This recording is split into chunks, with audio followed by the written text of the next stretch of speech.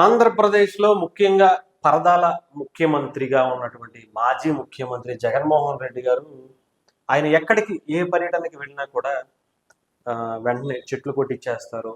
అక్కడ ఏమున్నా సరే, ఎంత పెద్ద వృక్షాలైనా సరే, చెట్లైనా సరే కొట్టిచ్చేసి ఎందుకు వెళ్తారనేది ఎవరికీ అర్థం కాలే. అసలు ఆయన బాధ ఏంటి? అసలు ఆయన ఎందుకు అలా చేస్తున్నాడు? ఏమీ తెలియట్లేదు. మరి సెక్యూరిటీ రీజన్స్ అని ఆళ్ళంటారు. సెక్యూరిటీ రీజన్స్ అంటే మరి చెట్ల మీద ఎవరన్నా ఎక్కినప్పుడు అంటే ఇంతకుముందు ఎప్పుడు లేదా? ఇంతకుముందు చాలామంది ముఖ్యమంత్రులొచ్చారు, ప్రధానమంత్రులొచ్చారు, అనేక మంది మంత్రులు వస్తా ఉంటారు. వాళ్ళకు వచ్చినప్పుడు లేనిది ప్రధానమంత్రి గారికి కూడా ఎప్పుడన్నా ఒక పబ్లిక్ మీటింగ్ పెట్టుకున్నప్పుడు, ఏదైనా విజిట్ చేసినప్పుడు వాళ్ళకి కూడా ఎప్పుడు చెట్లు కొట్టడం అయితే చూడలా.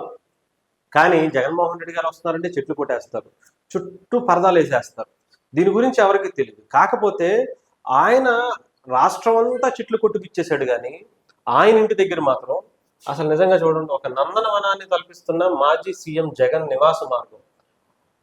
రాష్ట్రం అంతానేమో విధ్వంసం చేసి ఆయన ఇంటి దగ్గర మాత్రం పచ్చతోరణంగా చేసుకున్నారంట. అంటే రాష్ట్రం అంతా నాశనం అయిపోవాలి కానీ ఆయన మాత్రం బాగుండాలి అనుకునే మనస్తత్వం కలిగిన మనిషి కాబట్టి ఆయన అలా చేసుకున్నాడు అనుకుంటా.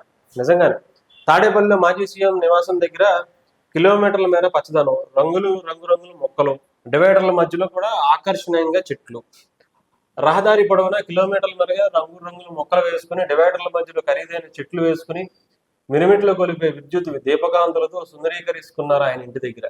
విదేశాల్లో ఎక్కడో విదేశాల్లో ఉందనుకుంటే పొరపాటే. ఇది ఆంధ్రప్రదేశ్. నిజంగా అక్కడికి వెళ్తే అలాగే అనిపిస్తుంది. మేము కూడా కొన్ని వీడియోలు చేసాం. నిజంగా రాష్ట్రంలోనే కాదు, దేశంలో కూడా ఎక్కడ అలాంటి అట్మాస్ఫియర్ కనిపించదు.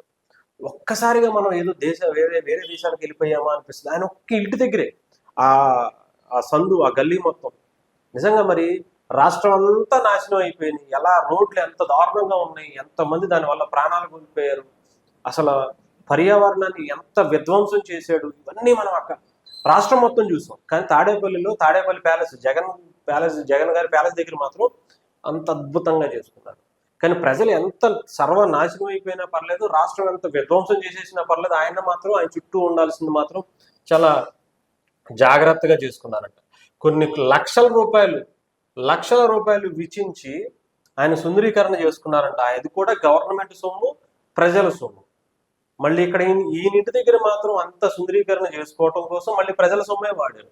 ప్రజల దగ్గర జలగల పీకేసి మొత్తం పీల్చేసుకుని ఆయన ఇంటి దగ్గర మాత్రం పచ్చగా ఆయన హ్యాపీగా బ్రతుకుతున్నాడు.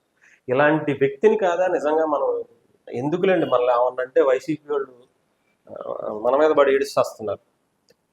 ఇంత విధ్వంసాన్ని సృష్టించి ప్రత్యేకంగా బోర్డును కూడా ఏర్పాటు చేశారు. అప్పట్లో సీఎం బయటకు వస్తే ఎక్కడ పడితే అక్కడ ఏదో ఒక నెపంతో చెట్లు నరికేసిన వాళ్ళు చూసాం. కానీ ఇక్కడ ఇలా చేయటం అనేది ఈ పేపర్ ఆర్టికల్లో కూడా ఇలాగే రాసుకున్నారు. నిజంగా ఇలాంటి విధ్వంసకరమైనటువంటి వ్యక్తి, అంత సెల్ఫ్లెస్గా ఉండేటువంటి వ్యక్తి, ఆయన స్వార్థం కోసం చూసుకునేటువంటి వ్యక్తి ఆంధ్రప్రదేశ్ మాజీ సీఎం జగన్మోహన్ రెడ్డి గారు. వెళ్ళిపోవడం చాలా ఉత్తమమైనటువంటి పని. లేదంటే ఇంకా ఎన్ని చెట్లు నరికేసేవాడు, ఎంతమందిని ఎంత విధ్వంసం సృష్టించేవాడు.